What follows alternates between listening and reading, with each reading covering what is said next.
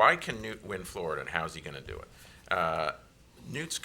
If Newt wins Florida, he's going to do it by the typical way that a conservative candidate does that, which is by uniting the passionate conservatives with the experienced conservatives, which is to say that the conservatives want two types of people. They want somebody with passion and principle, and they want somebody who has the stature to convince them that they can actually get the job done. No one denies that Newt Gingrich, when he's on his game, exudes passion to a degree that none of the other candidates can. He has a way of speaking that it wraps you up in the moment, and he always ties it, and has throughout his career, to principle.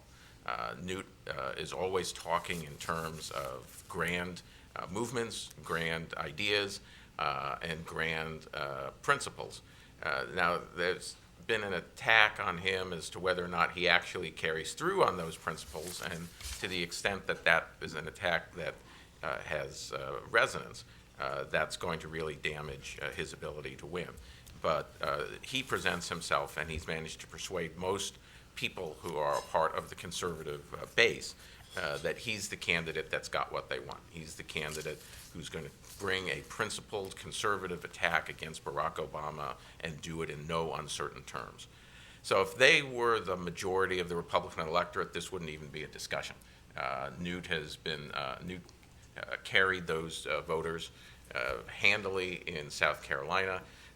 Mitt Romney did badly among those voters in Iowa, benefiting only from a five-way division of those votes between different candidates.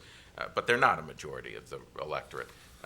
The biggest group of the electorate are people who are conservatives but aren't that part of the conservative movement. They're called somewhat conservatives, and they tend to vote for somebody who's conservative enough but also brings something else to the table, brings stature, gravitas, and seriousness. And unlike any of the other anti-Mitts, Newt brings that.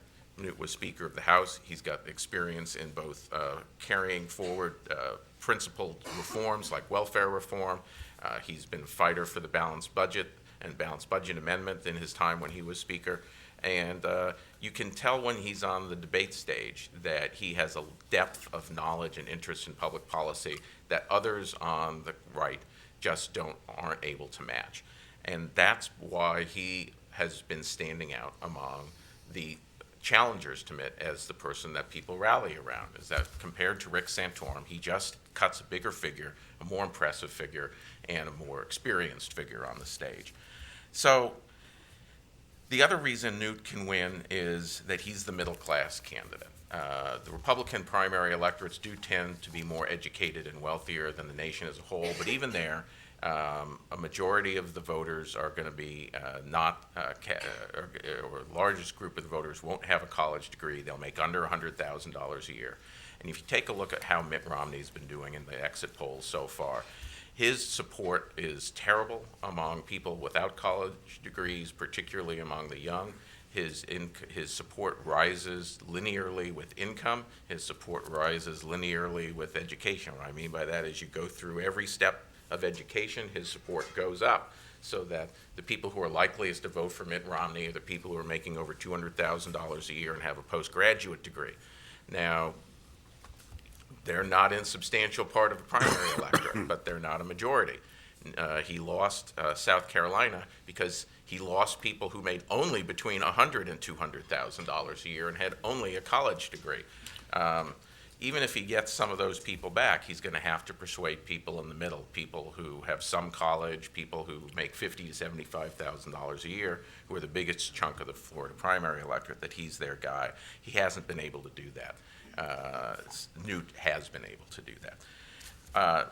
Florida is more moderate than other states, but a lot of their moderates are Hispanic moderates, and Hispanic moderates are different than white moderates, and this gives Mitt Romney a problem. He's got a lot of support from the Cuban community, but even in Florida, despite people talking about Cubans, 2/3 of Republican Hispanics are non-Cuban, and they are people who respond to different cues about acceptability of Hispanics in society, and Mitt Romney has turned dramatically to the right over the last couple of months on questions like immigration. He's not going to get the support among Hispanic moderates that John McCain got 4 years ago when he rode that support to defeating Romney in the Florida primary. The real open question is how will each of the candidates do, and they're fighting this massive war on Spanish language radio and television over the question of who's best for the Hispanic community. That's an open question, but I think Newt's going to fare very well in that battle, precisely because Mitt has gone too far on questions of the degree to which Hispanic immigrants are an acceptable part of the American milieu. And the final reason I think Newt can win Florida is because when it comes right down to it, the party doesn't want to nominate Mitt Romney.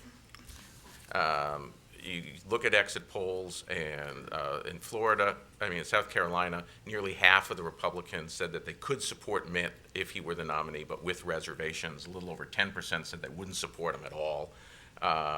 Now, to be fair, those numbers, I'm sure, are exaggerated. Most party members in primaries fall in line behind their candidates, but shows a great reluctance to nominate this guy. If he slipped up in South Carolina against a candidate who everyone had counted out for dead, Newt, and Newt took advantage of his slip-ups to take advantage of the reluctance Republicans have to nominate him. One slip-up by Mitt Romney in the next 7 days, and that momentum will switch right back, because when it comes right down to it, Republicans don't want to nominate Mitt Romney.